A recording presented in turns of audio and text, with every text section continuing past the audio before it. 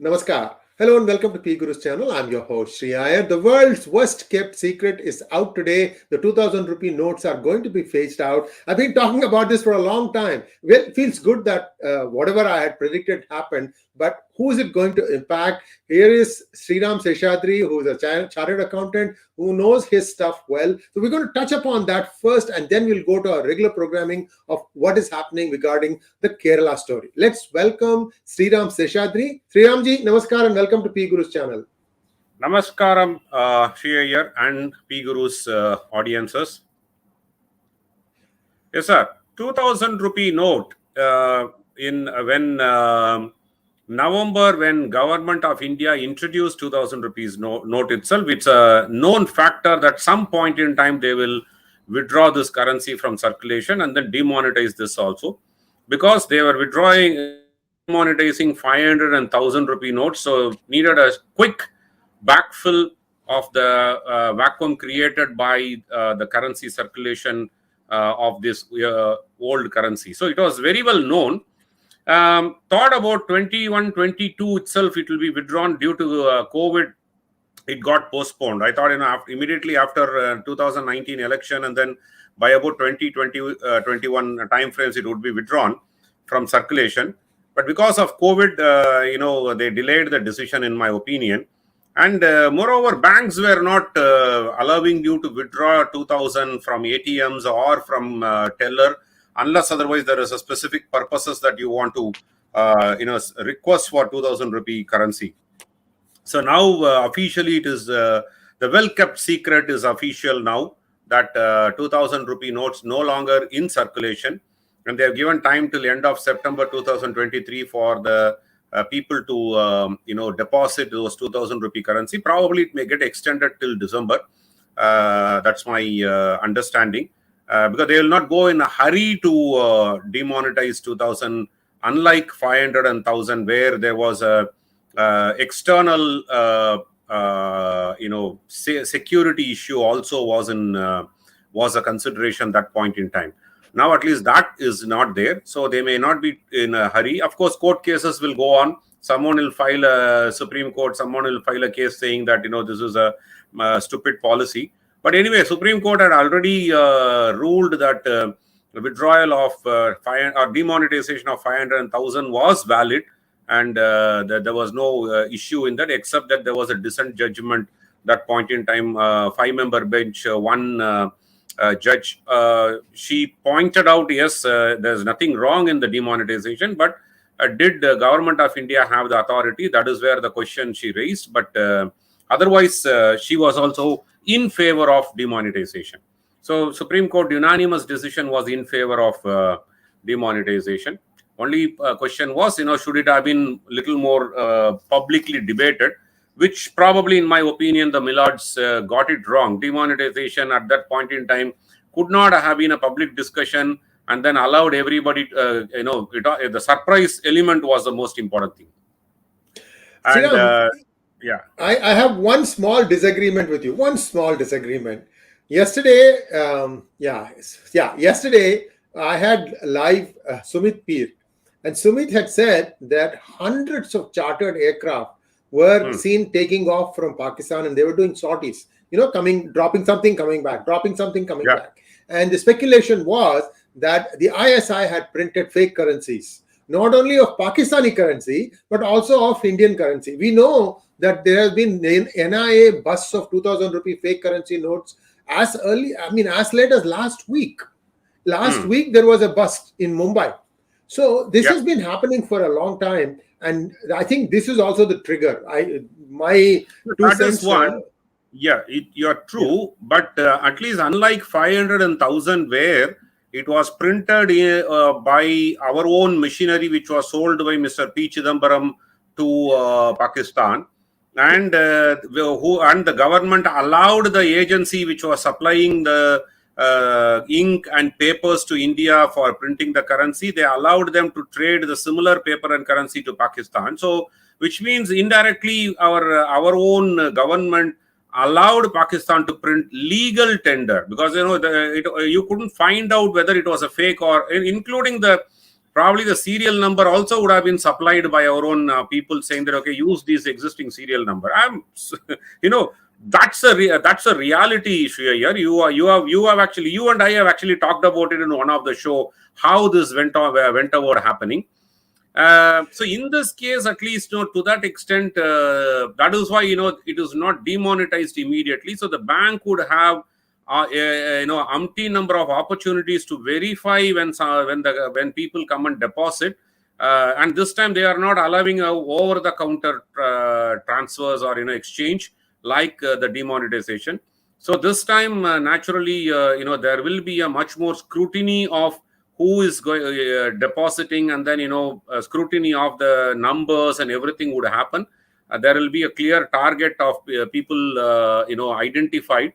So I think that is why I said it is not in a big hurry. So at least withdrawn from circulation, so people will refuse to take 2,000 rupee note as a currency, even though it remains as a legal tender.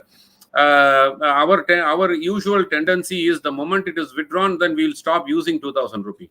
So the common public will not get impacted, because those who have 2,000 rupee notes in bundles, they are not common public.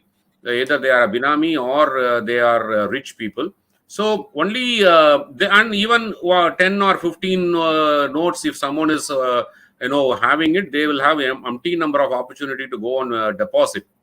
People who get impacted are, like you said, Pakistan dropping it to several agencies. And they see end of the year, there is a crucial election coming to Chhattisgarh, Rajasthan and Madhya Pradesh. Definitely currency would be a play.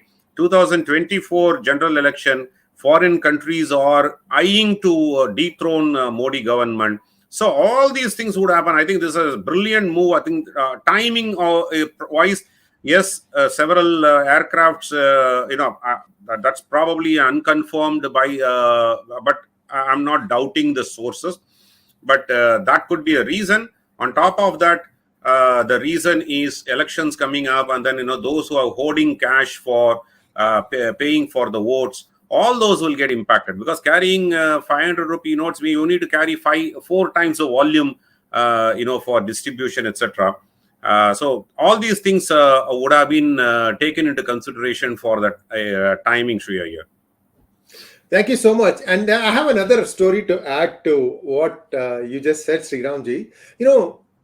Once the demonetization took place in 2016, the smugglers had to change tack. And what they did was they started smuggling in gold, especially in the state of Kerala. There are 4 international airports. There are 2 international airports which are within touching distance of Kerala. One is Coimbatore, which is 36 kilometers from Palakkad, and Mangaluru, which is right across the border in Karnataka. So these places also. So there was a lot of gold smuggling going on. I mean, this was like an institutionalized crime. It goes all the way up to the office of the Chief Minister, Mr. Pinarayi Vijayan. In fact, this Chief Secretary himself had to be let go. I think he did some jail time also. I mean, it is pretty pervasive. Now, the interesting thing here, Sriram, is that everybody, what they would do was they would smuggle in gold in terms of bars. It was coming in diplomatic pouch of UAE. I mean, it's as bad as that. I mean, these buggers ask us to go and apologize. I mean, India should be showing their face in the mirror, saying, you buggers are smuggling gold in and you want us to apologize. I don't understand some of the MEA stuff. It doesn't have to come out, but at least they could have. Anyway, that's a different story. So what was happening was the gold was coming in the form of all this gold dust. Sometimes they were putting it in, sleeves. They were stitching it inside your dress. All sorts of stuff was going on. But they would recreate a gold ingot because that is the easiest form to distribute around. And this community of smugglers used to insist, Sriram, that they be paid only in 2,000 rupee notes. Yeah. Okay. So this is the other fun part.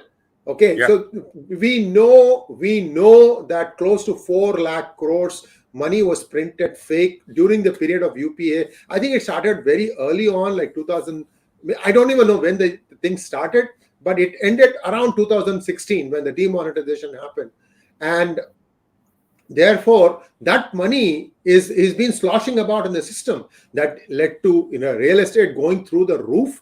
Now, I'm asking you a specific question, sir. So, politicians are affected, smugglers are affected, drug cartel guys will be affected. Everybody who wants to make, who is dealing with large amounts of cash is going to be affected. But let us talk about real life on the ground. Do you think real estate prices will start going down in India? Because it is at a point where it is stupid to even buy any real estate. You're better off just renting something. Yeah. See, real estate also will get affected now. So the real estate is more of a cartelization, here. Everywhere the prices don't go down just because, there is a demand and supply issue, because they fix the price and then the cartel works towards that. That is why in real estate, even though the demand goes down, supply is abundant, prices don't change. Unlike the real demand and supply situation that should kick in. Unlike in the US, when the subprime happened, the prices of real estate dropped drastically. In India, it doesn't happen. Even after demonetization, the real estate prices didn't go down drastically, but it went up. Almost like, between 2004 to 2014, some places there was a 2000% increase in the market value. And that didn't come down drastically. In some of the cities, yeah, it did definitely come down because, there was a cash play was taken out. And then, a lot of people had land mass and land banks or, property constructed and then kept idling. So some places it did come out. Commercial places, of course, the prices came down. Residential houses didn't. But the land as such, the prices never dropped.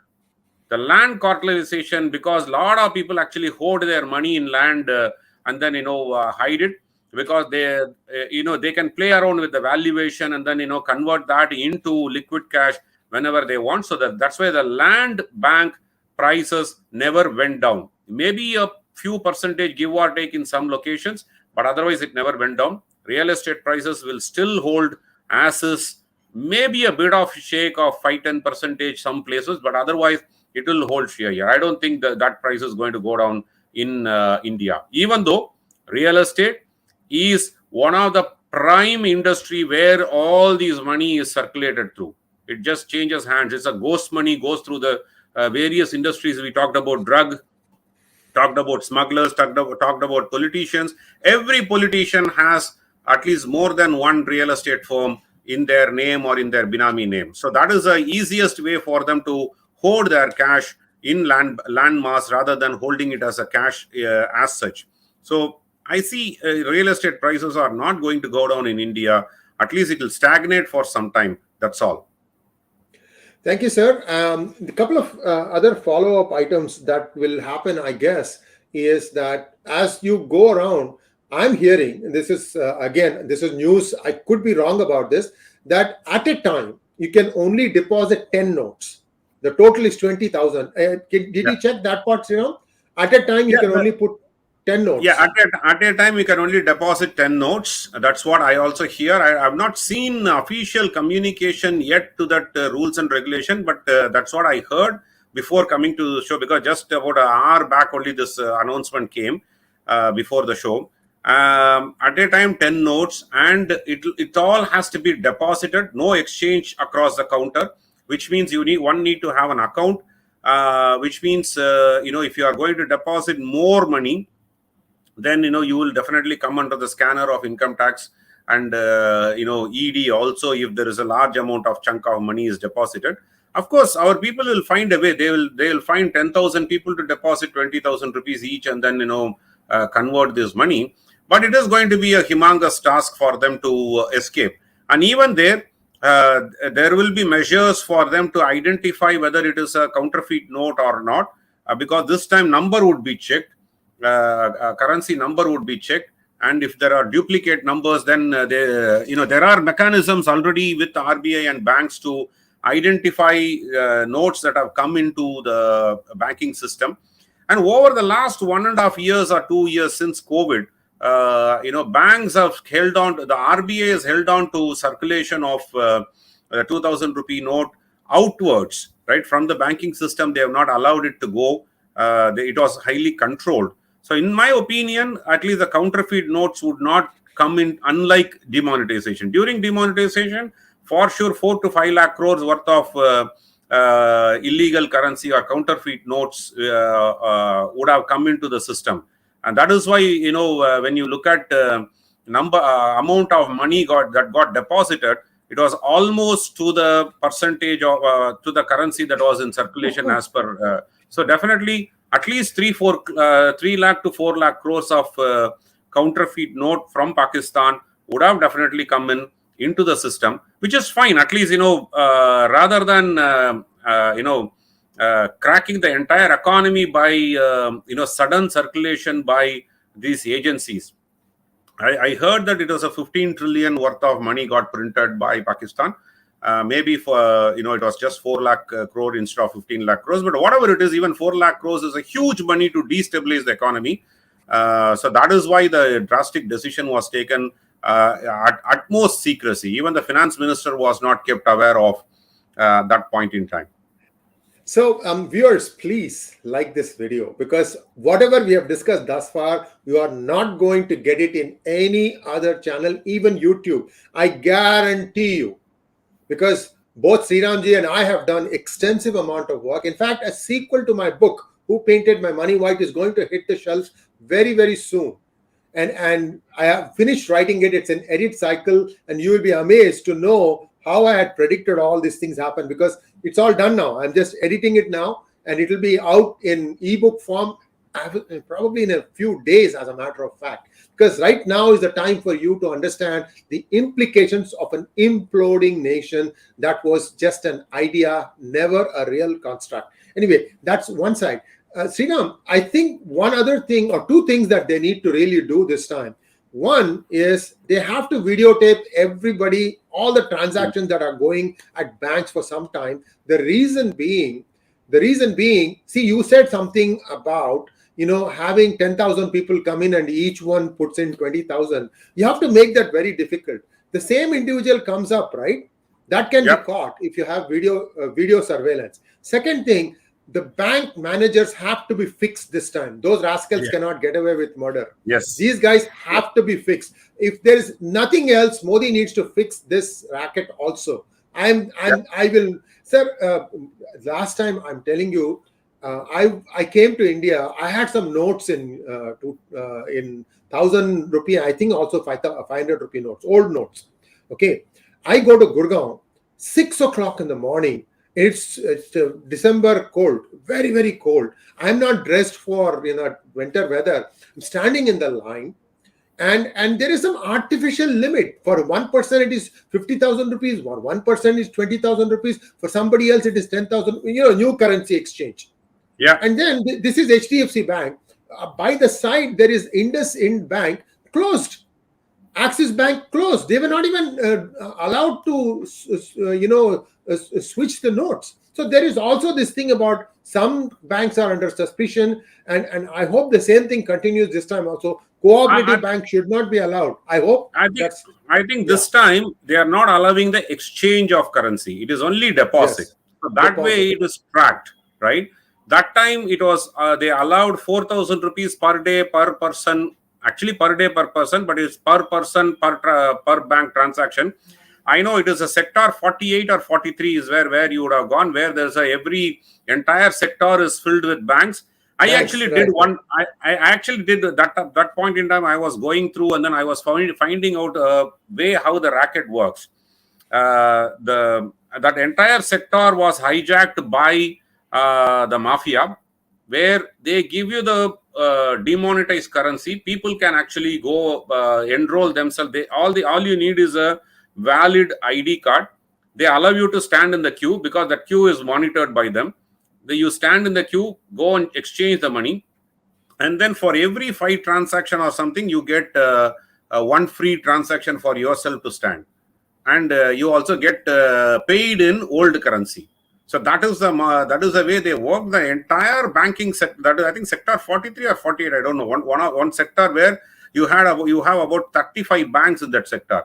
That entire sector was hijacked by mafia, and this is what was happening. Actually, unfortunately I couldn't videotape, because I was just traveling, and then I found what was happening. So this is how they do it. This time, at least, that portion of bank colluding with people or colluding with the exchange of old currency to new currency will not happen, because there's no exchange. It is just a deposit into your account. So it will all be documented. So whoever comes and deposits, suppose if the same person comes and deposit 10 times in every day, 10 days, then he is going to get 2 lakh deposit in his or her account. So that will be tracked, and then it will be verified also. The currency will be verified before crediting into the account. So I think those possibilities do exist this time. So one last thing before we wind up this conversation. I took 25,000 rupees in old notes, and I got 10,000 rupees back as new notes, and a bad cold. In fact, when I was standing in the line, there was a senior citizen line also. And one of the youngsters was telling me, "Uncle, aap wahan kyun nahi khade rehte? Why don't you go and stand in the senior citizen line?" I said, "I don't like to lie." It's okay. Nobody's checking. Nobody's going. It was like, come on now. So anyway, so that is what happened that time, and let us see how this plays out. But certainly, this is going to be a big blow for all those people who are going to try and freebie their way into the legislatures. That is going to be the big deal. I'm also hoping even the 500 rupee note, which will be the largest tender now, or I hope that 1,000 hasn't been brought back in. These things have to be. So 500 also needs to go. 200 shall be the biggest note. That's what they should aim for. Let's hope that happens. With that, we will go on to other things. We will take some questions at the end of the conversation on this topic, of course. But let's go on to the next one, which is Kerala story. Supreme Court has lifted the ban on West Bengal, and they also told the Tamilnadu government to provide security. Give us an update on what is happening on the Kerala story, sir. See, definitely, one thing one should understand, the Kerala story is not against Islam. It was against ISIS. So the fundamental difference people need to understand how the ISIS ideology, of course, there is a link between Islam and ISIS. That's a different story altogether. But it was not degrading a community or the religion. It was more of fact placed on to the public on how 4 individuals, girls who got converted into Islam and then taken to to the ISIS fold, and how they suffered, and then how they came back, and that is what the entire story is about. Unfortunately, politicians wanted to create some amount of sensation about it. West Bengal went on an official route and then banned the movie. Even in Kerala, it was not banned. Even in a very heart of Muslim populated, thickly populated areas, Mallapuram, where the movie was screened. So there was no issue in Kerala. Whereas in West Bengal, they went on ban. In Tamil Nadu, Coimbatore, there were for about 2 or 3 days, the movie was, I think 2 days it was screened in a few screens. Tamil Nadu government did not officially ban it because some individuals, one joker who is also a journalist in some news channel, went and filed a public interest litigation in Madras High Court to ban it, and then Madras High Court quashed that, dismissed that public interest litigation, saying, it is untenable. It was certified by censor board, and then hence it has been certified. There cannot be any other reason why it should be banned now. So in Coimbatore, I heard people talking about as if they were living in Pakistan or someplace, because there was a 300 seat theater, and then 500 policemen standing guarding that entire screen when people were watching. So that was the scariest moment for most of these people. In Tamil Nadu, what happened? It was not an official ban, but it was forced ban by the government through the theater owners, because more or less the theater is controlled, the entire screens are controlled by the family. Red Giant Movies controls which movie to be screened, which movie should not be screened in Tamil Nadu.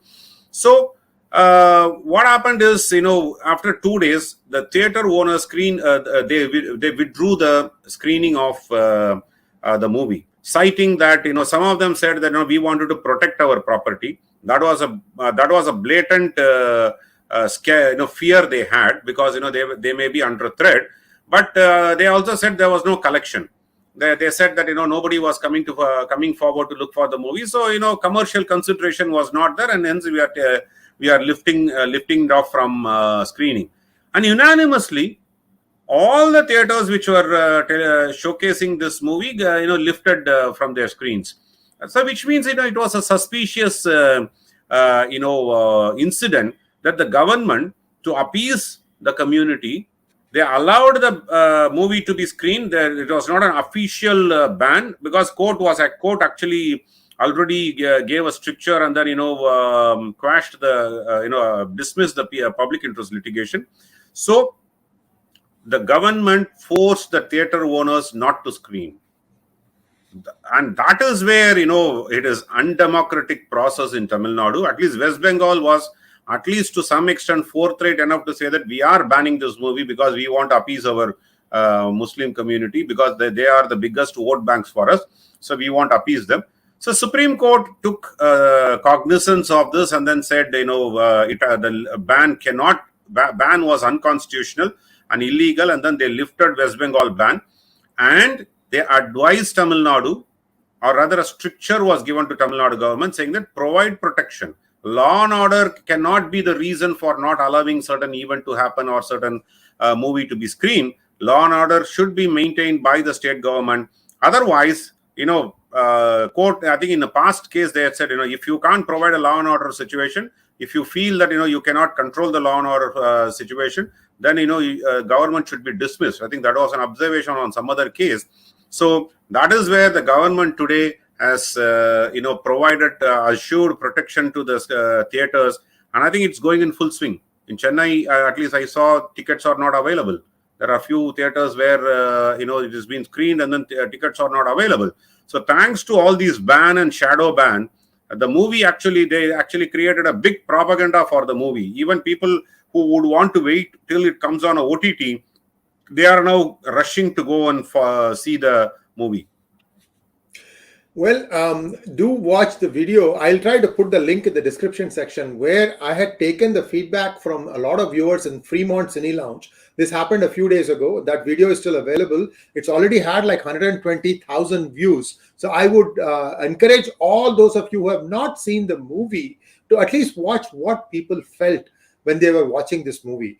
I mean, I saw some people, they were just bawling, crying bad when they were coming out. It was that bad. The impact was gut-wrenching. It was like somebody punched in your stomach. But I didn't put all those extreme emotions into the video, but at least you can watch how people felt when they saw this movie. Very, very realistic, very well done, very artistically done. Now, let us take a look at the other problem that Red Giant Movies seems to be getting into. You said something about these guys managing the distribution. There's also another thing called Sun Movies, right? That's also a family-owned concern. Yeah, that is owned by Sun Network itself. Sun Network itself. Okay. This is, of course, both are within the family. Right? So arm's length. But it's arm's length. Just an arm's length. Yeah. Otherwise, both are owned by the family, or they managed by the family. But the Red Giant movie is a direct link to Udayanithi Stalin and Chief Minister Mr. Stalin. Though they claim that they have no direct stake. Until Udayanithi became minister, he was the director in the Red Giant movies. And then now he just put a proxy directors into the company. And then, of course, it is still managed by Red Giant, is managed by Udayanithi Stalin. In fact, when the CM claims there is no link between him or the family to Red Giant movies, it is a farce, because the car that the CM drives is given to, or it is owned by Red Giant. And then, he just uses this car as probably a gift from one of the good Samaritans of the state. And the house that he stays is also not owned by him. It is owned by, one of the corporates or the Red Giant movies, parent body. So that is how, when when Mr. Stalin or Mr. Udayanidhi Stalin declares their asserts when they file for their nomination to contest the election, you find the chief minister doesn't own a car, chief minister doesn't own a house, he's very poor, he doesn't have any assets at all, right? Whereas he lives in a... I have Golden Gate Bridge also to sell, sir. If you believe that, I have the Golden Gate Bridge here. I can sell that too. So this is what is happening. So the Red Giant movie, I think, how they got tangled into it is, because the Red Giant and Sun movie, and then there was a Cloud9. There was one more movie company which was owned by this guy, his brother. I suddenly forgot his name. Alagiri's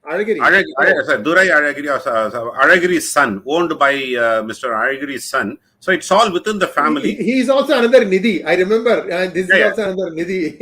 Yes. Okay. So it's all owned within the family. When 2006 to 2011, when Mr. Karunanidhi was the chief minister, the entire movie industry was controlled by either Sun Movies or Cloud9 or by Red Giant. And then from 2011 to 2020, almost, they didn't do any production. They didn't get involved in buying any of the movies. Of course, Sun did, not Red Giant and others. They were playing a very low profile in the movie industry. When 2021 DMK came to power, Red Giant became once again very successful.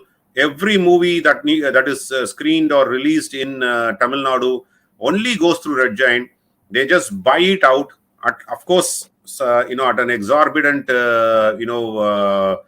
cost, or probably they force the producers to sell it to them, and then they screen it. If you don't, then you won't have any screens or theaters available for screening your movie. Actually, when Vijay released his last movie, 𝙒𝙧, he didn't want to sell it to Red Giant, and hence, he didn't get, theaters, appropriate theaters. And because of his popularity, finally, there was a compromise arrived at, and his movie was allowed to be released, eventually. So Red Giant controls the entire movie industry. When Ponniyin Selvan was released, lot of cash transactions have been traced. So Laika Movies actually produced Ponniyin Selvan, but the release was managed by Red Giant. So that is how the interactions are. Now the agency, this company is at an arm's length with the First Family, because none of the First Family members or directors or director or have any stake in the company. But of course, they have a proxy stake. They have their coterie managing, their binamis actually as a director working there. So what happened when Laika Movies, when Enforcement Directorate found out a lot of cash transactions through and irregularities in Laika Movies, production of Ponniyin Selvan, they actually raided, ED raid happened on Laika, where they found incriminating documents and details about involvement of Red Giant in cash transactions. So it is just almost falling short of at the doorstep of Udayanidhi Stalin. There is an ED inquiry happened at one of the trust owned by or operated by Udayanidhi Stalin, and the auditor was questioned, and naturally, there is a link between Laika and Red Giant movie that is happening, Sree here, and that is where it is landing to. So Udayanidhi Stalin could be in trouble, or he may still try to escape out of it by offering the directors who are their own people, probably did a misdeed of transacting with Laika. But nevertheless, the First Family cannot claim that Red Giant is no longer their company. It was their company, and it was managing the entire movie industry, or rather coercing the movie industry to abide by their whims and fancies. And now it is just proxy managed by the First Family. As I said, Red Giant's owned car is used by the chief minister. Red Jain's owned property is being used by the chief minister. So all these things have a link to the first family. It is going to put DMK in a back foot to defend this situation. Now, last question. This person's name, GKM Tamil Kumaran. Yeah. Can you expand the GKM part, please? Oh, GKM Tamil Kumaran. It is he relative of Karupaya Mupanar by any chance? No. He's not. It's not GK Mupanar's relation. Okay. But this is GK Mupanar's son is not involved in this, at least. GK Vasan. Yeah. GK Vasan. That is GK Vasan.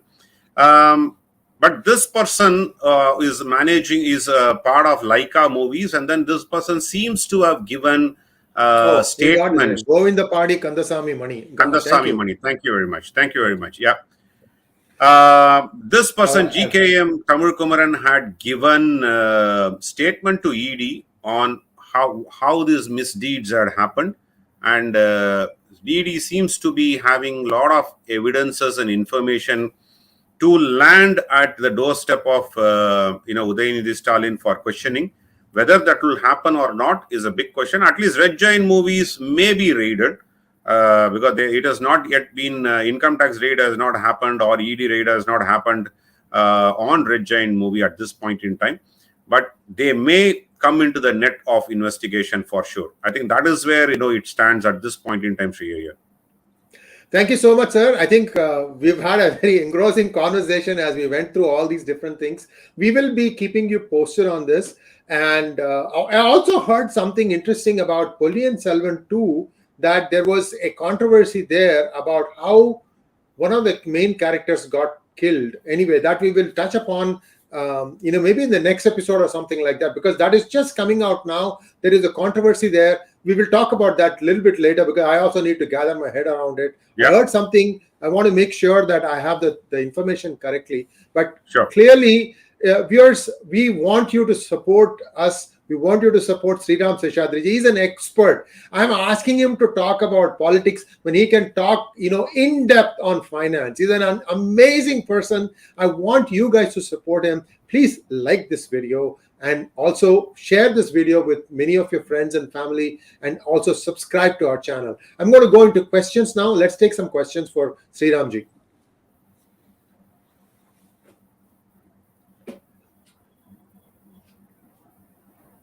Bharani Chandar wants to know, it finally happened. Sree, you said it was going to happen from last year. It happened. RBI to withdraw 2000 rupee note finally. Legally have till September to exchange. How should we feel about it?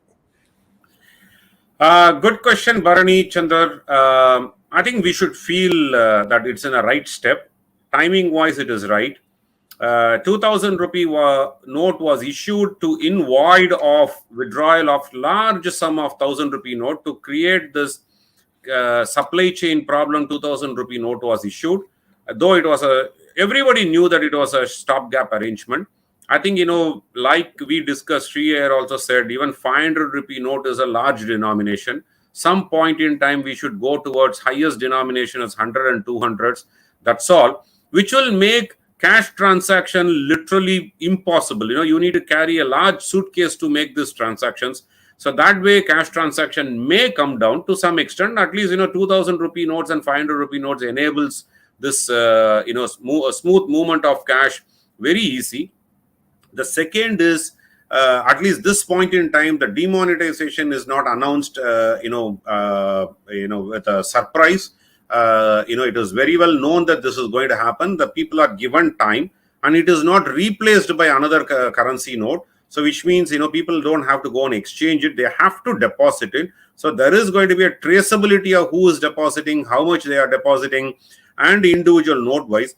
Hopefully, government and RBI has put in the process in place to identify the counterfeit notes. Otherwise, this is going to hurt us very, very badly, because banking system in India have strengthened significantly in the last 6 years. And from worst conditions of NPAs, now every banking banks in India are well within the range of their NPA norms. Some of them, in a very healthy situation. But if you don't, track the illicit currency or the counterfeit note that are getting deposited and taken action, I think then that is going to derail some of the banking system or make the, because look at the profit declared by SBI. It is at least 8 times compared to 2014 quarterly profit. I think that is where the banking system has moved in, and we should be a little more cautious in allowing the deposit. Otherwise, the feel good factor definitely is very good for the country and economy. Yeah, Bharani, I was not the first one to say that 2000 needs to go. If you had carefully listened to all the interviews Sri Gurumurthy gave right after 2016 demonetization, I clearly remember one of the national channels in English, he accidentally said that 2000 is a temporary measure and it will go. Do you remember that, Sriram? Yeah, very much. I do remember. In fact, the day or two before, later, I was also appearing on a Tamil channel, and then I was telling them 2000 is only a stopgap arrangement. I was expecting much before this will be withdrawn, but I think the government and RBI did a calculated actions on it. Last 2-3 years, you couldn't find 2000 rupee notes available on ATMs. You walk into a bank and then want to withdraw, say 50,000 rupees, and then ask for 2000. They'll never give you. They'll give a 500 rupee bundle. So consciously, the banks kept the 2000 rupee note from circulation, out of circulation, and now they are moving in for the kill. I think it's a very, very calculated steps, in my opinion. Absolutely, it's targeted at the crooks in the country. So let's move on from there. Bharani, again, when can we expect 500 rupee to also go and let only 200 be the highest denomination? A stupid person came up, TCS charge of 20% for credit card charges on foreign countries. Okay, I'll answer the first question because that takes much easier time. It will take at least 5 years or so for the government to even think about moving, because there's a large chunk of money involved. So they can't do that. And of course, digital payment penetration is extreme in this country. Unlike any developed economies in the world, you could walk into a nook and corner of this country and then you will find digital payment available in every corner of this country. So TCS, I think, I need to take at least 2 minutes to explain. See, I wouldn't say it's a stupid concept. It was there for 5%. Now they increased it to 20%.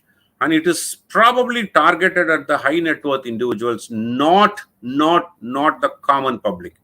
If the common public is traveling, and if you use a debit card, an international debit card, no TCS is charged. So, and this TCS is not additional cost to you. It is a temporary cash flow problem. That's all. Temporary cash flow.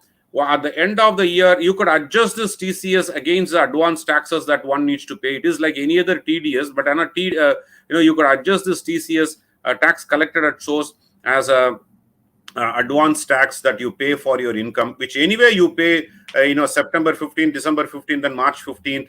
Advance tax is calculated and then paid on your projected income for the financial year.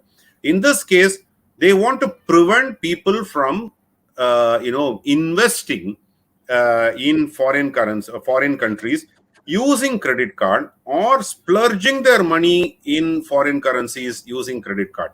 I think that is the reason, fundamental reason for making it discouraging this particular transaction. So is it a right or good or bad measure? Is government going to get any big revenue boost out of this? Of course not. Of course not. So the common public, middle class who travel, say for example, parents traveling to visit their kids abroad, or pensioners and retirees going for a foreign tour, they are not going to get impacted, because if you book from India, everything else, you don't have to pay TCS. You book through any of the portals, travel portals or airlines, you don't have to pay TCS. Only when you incur this transaction when you are there, and that too through a credit card. So you take a Forex card, then there is nothing that you pay. In fact, using credit card is not a wise advice for anybody to travel, unless otherwise they have some urgency to meet their expenses, unexpected expenses. Otherwise, credit card usage from India to any other country, your exchange rate will kill you. You will pay an extreme amount of exchange rate, the highest rate of exchange rate. But I don't see it's a stupid, policy. But one needs to actually monitor and then see whether it is the intent of the government is getting, objective of the government for imposing this TCS is getting fulfilled or not. Otherwise, government should be open to withdraw this and then make it into 5%. I think they will monitor, in my opinion. And TCS, probably at this point in time, I'm not going to ridicule it. Maybe later on, when I find more evidences that this is a wrong policy, I'll definitely come openly and then start ridiculing it. At this point in time, I'm going to observe this. That's what my answer, Mr. Bharani. Rahul Rathod wants to know why Prime Minister Modi government is not issuing directions to state governments under Article 257, as many opposition state governments are working against centre by passing resolutions banning films, declaring holidays on Fridays, etc. See, the moment you start giving directions, the opposition parties are going to scream saying that you are, central government is interfering in the state subject, because most of these are law and order situation, and most of these are state government list under the constitution, and central government cannot give any directive, on some of these. I think, Modi, at least knowing him very well, he gives a long rope, even if it is a wrong thing. So you look at the CAA protest. CAA was not withdrawn, CAA was not implemented effectively at this point in time, but the CAA protest, took its own death. Similarly, Agniveer, they didn't prepare the people, but Agniveer is one of the most popular, schemes for joining the armed forces. Many people enroll now, and then they are all looking forward to. So all these things, I think, BJP in some way, they are very sluggish in narrative setting. They are very bad in setting the, expectations with the people. But doing this would be disastrous for them. Giving a directions to state governments would be taken as interfering in their subject. I think, they keep away from this. Next question, please. Facts and fiction. Sir, in your opinion, I see in Tamil media that the narrative against Annamalai is any setback for Annamalai in Tamil Nadu. Okay, there is a huge setback, facts and fictions, not because directly on Annamalai. Annamalai has to eat his humble pie now and align with ADMK. I think, as we speak, the State Executive Council meet is happening in Coimbatore today, and he seemed to have informed the State Executive Council that in 2024, BJP and ADMK alliance would happen. He was the person in a similar meeting 3 months back said he will quit if he is forced to have an alliance with the ADMK. So I think, that is a setback. Karnataka election laws, I wouldn't say it is a setback for Annamalai. Karnataka election laws, I think, his conversion rate is very high. He was in charge of 86 seats, and then 139 or 37, if I'm not wrong. Of course, many are in the coastal belt, which is a stronghold of BJP. Even in that coastal belt, there was a humiliation on CT Ravi losing the election. So his conversion rate, if one has to look at that, it was good compared to anybody else in Karnataka. But that's not a problem. Aligning with ADMK, I am still of the opinion that BJP should not align with ADMK. I still opine that BJP should form its own, front in Tamil Nadu. But knowing BJP very well, one big loss, they will go into a nutshell. They will be very defensive, and they'll try to play it safe.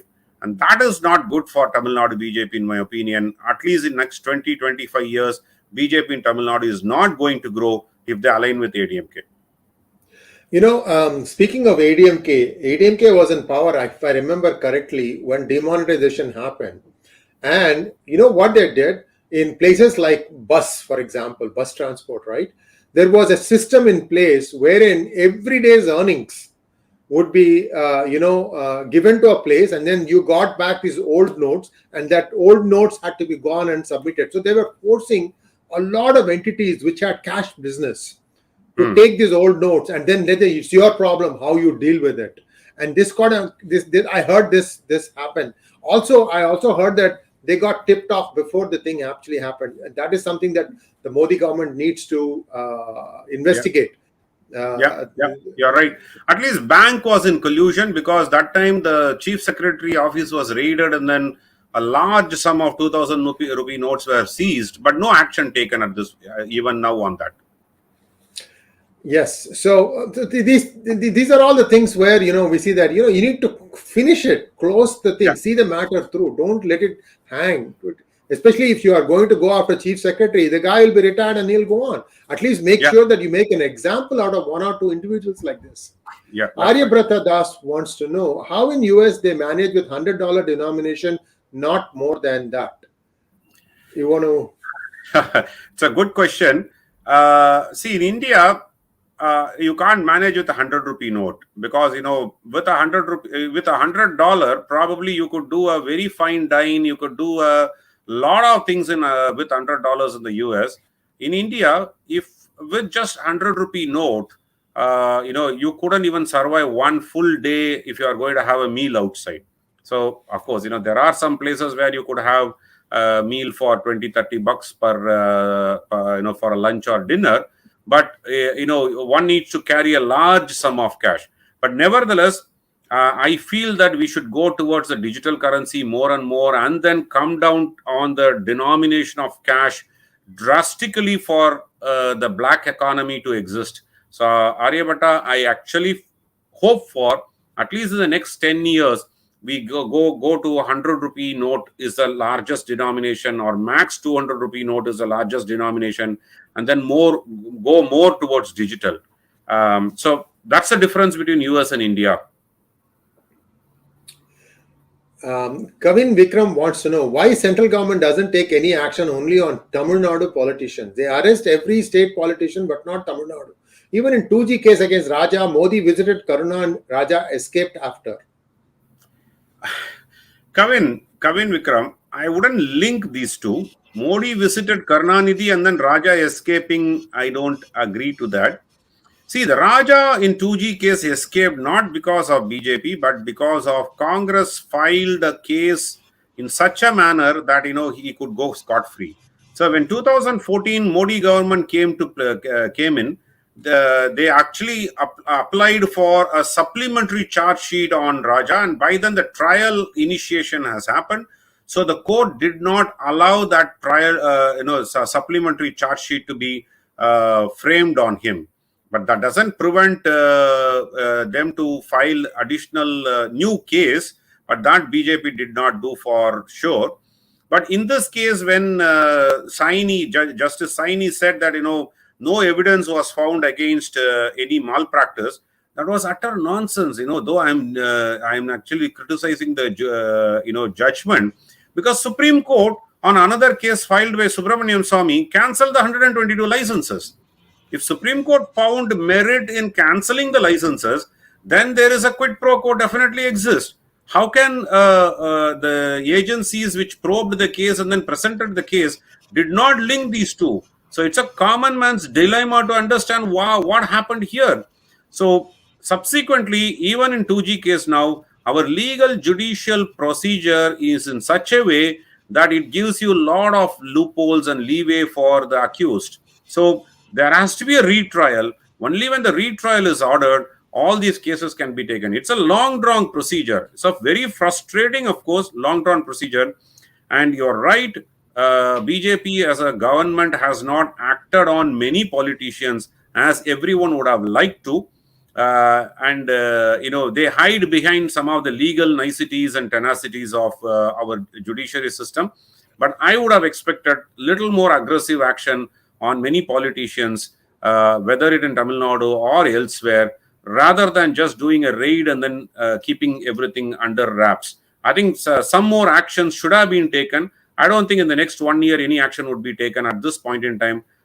Maybe 2024 or afterwards. I hope that some actions are taken. Next question, please. I have a lot of stories to add to this because of interest in time. I'm not adding. But tomorrow when we do the Tamil version, we will touch upon a lot of the stories because all Tamil-speaking people will love some of the stories I know from the from the past. So let's just keep that in abeyance. Tomorrow we'll be having a live program at, I think, 9 a.m. You'll see the tweet, 9 a.m. or 10 a.m.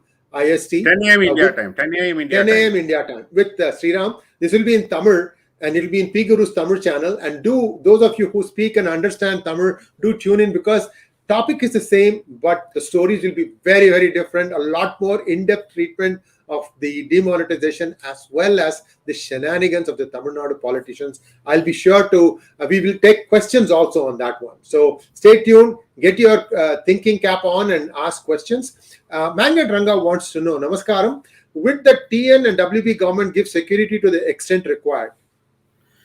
At least Tamil Nadu government is complying with it at this point in time, because they have no other choice. West Bengal government will be forced to do it, because it is a Supreme Court stricture and order.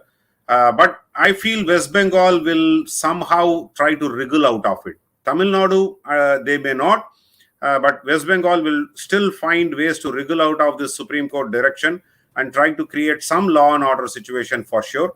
And we need to wait and see. You did read my book, right? Who Painted My Money White? It brings in a fictional way a lot of these things that West Bengal chief minister tried to do. This person, a lot of fiction in that book. But if you really understand, if you follow the news, you will know what the parallels were. I connected the dots. Something happened, somebody screams. What was the scream for? You will understand by reading my books. Next question, please. Sir, when will new Income Tax Act be introduced? Kashmiri, I don't think it is going to be. Because there was a proposal to create a new tax code and then, come up with that. I think what the government started doing is they already started changing most of the tax code and then tax regime. If you look at, there is a new tax regime and the old tax regime on income taxes rates and everything is available. So they are slowly moving towards, savings is your problem. And I'm not going to incentivize you to save and then save for yourself. So these are some of the messages that we get from the budget. So I don't think the new income tax code, which is going to be, rewritten, is going to come out like the Companies Act, which happened in 2013. Income Tax Act would still be an amendment after amendment and after amendment, but a lot of loopholes are getting plugged. A lot of messages, a lot of new ideas are being explored. Third, income tax is not going to be abolished. There's not going to be a zero tax. One of the thought process of new income tax code is to make it a zero tax, country, so that black money and money hoarding of money would not happen. I don't think any political system is ready for it. More importantly, we still have about 50% of our revenue coming from direct taxes, 50% coming from indirect taxes. As we progress towards more indirect, actually countries would move towards more direct taxes and then less indirect taxes. But I think India, we will have to live with either 50-50 or more indirect taxes. So it's not going to happen, in my opinion, Kashmiri. Naughty Tube wants to know, do chime in, por favor. Thank you. He says, do chime in, please. CA here as well. Like US being steered towards centralized BDC, the 2K bill kill shows India, etc. are front-running test country. What say you? I don't know what front-running test country for what. I think financial reforms. I think what he's saying is financial reforms. On the financial reforms, I think, India has been experimenting or doing a lot of financial reforms. I think, we should do a separate discussion, Sree, here on what are the financial reforms happened in the last 8-10 years and banking reforms. And I was telling you that, banks in India, which used to have a 20%, 25%, NPAs, today are much lower than 5% or 3%, non-performing assets. And, and their balance sheet is extremely healthy. And of course, consolidation of banks happened, consolidation of various trades happened within the banking system. So there is a large amount of financial, reforms that has already happened, and transformation journeys happen in India already. I think we need to have a separate discussion on that.